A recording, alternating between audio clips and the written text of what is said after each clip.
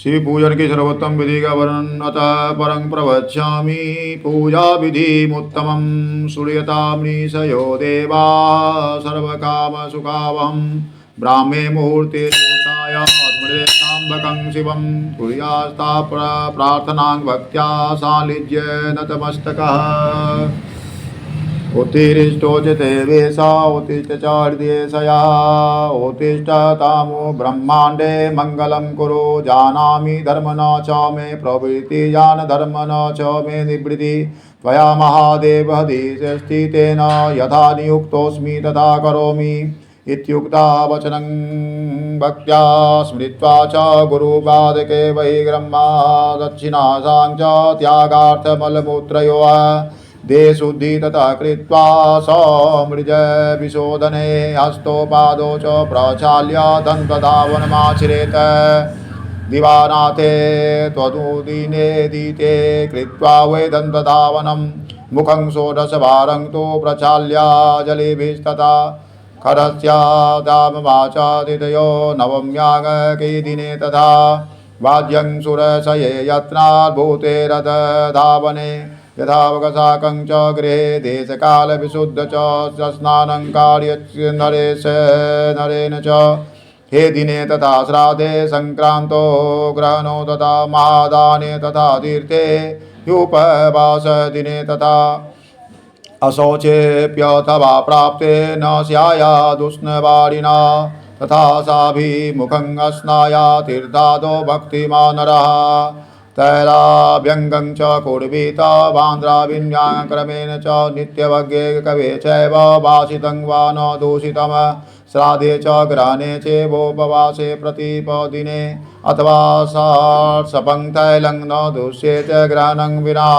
देशं कालं विचार्यैव स्नानं कुर्याद् विधि उत्तराभिमुखश्चैव करमुख च तवा उरुष वस्त्रेण नैव च कदाचन शुद्धवस्त्रेण च स्थाप्य पूर्वकम् पर्घयाद्य च नोवित्य रात्रो विधीय च तथा तेन स्नानं च कार्यक्रम च परित्यज्य तर्पणं च तथा कार्य देवार्षि प्रीतिदेवतम धौमं च धौतवस्त्रं ततो धार्य पुनराचमनं रचेत।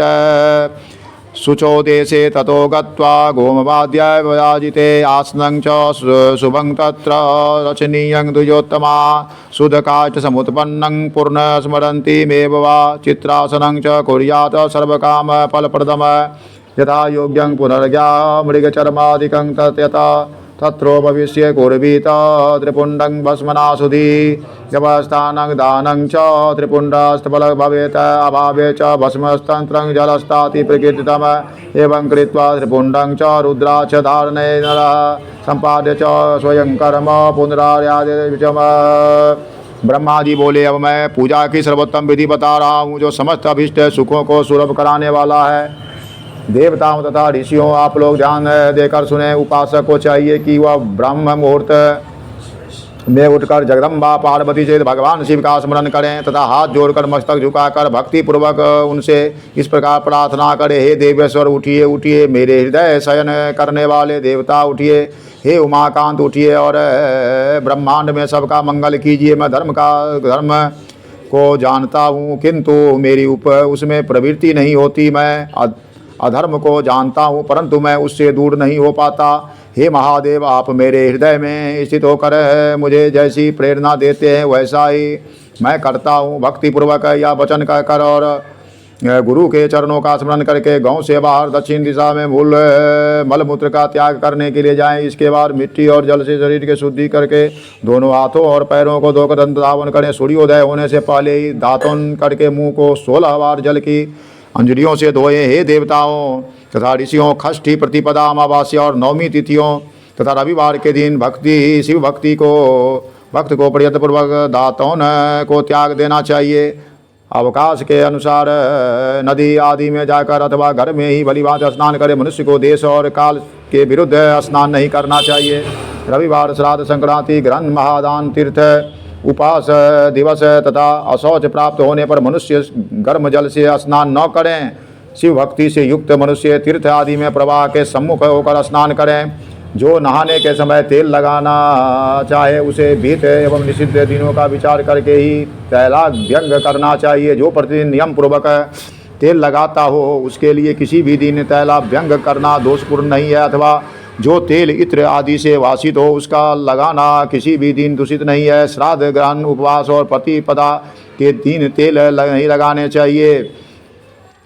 सरसों का तेल ग्रहण को छोड़कर किसी भी दिन दूषित नहीं होता।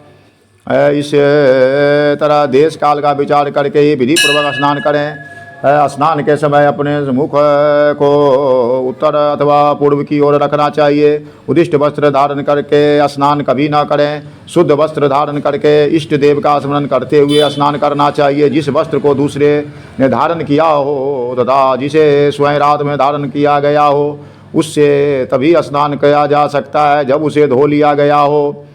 इसके पश्चात देवताओं, ऋषियों तथा पितरों को तृप्ति देने वाला तर्पण करना चाहिए। उसके बाद धुला हुआ वस्त्र पहने और आचमन करें। हे श्रेष्ठ द्विजों, तदंतर गोबर आदि से लीप पोत कर स्वच्छ किए हुए शुद्ध स्थान में जाकर वहाँ शुद्ध आसन की व्यवस्था करें और आसन विशुद्ध काष्ठ का बना हुआ, पूरा फैला हुआ तथा चित्रमय होना चाहिए। ऐसा आसन संपूर्ण विश्व को बलो देने वाला है। उसके ऊपर बिछाने के योग्य मृग चर्म आदि ग्रहण करें। शुद्ध बुद्धि वाला पुरुष उस आसन पर बैठकर भस्म से त्रिपुंड लगाएं। त्रिपुंड से जप तथा दान सफल होते हैं। भस्म के अभाव में त्रिपुंड का साधन जल आदि बताया गया है। इस तरह त्रिपुंड करके मनुष्य रुद्राक्ष धारण करें और अपने संध्योपासना आदि नित्य कर्म का संपादन करें। पुनः शिव की आराधना करें। जय महादेव।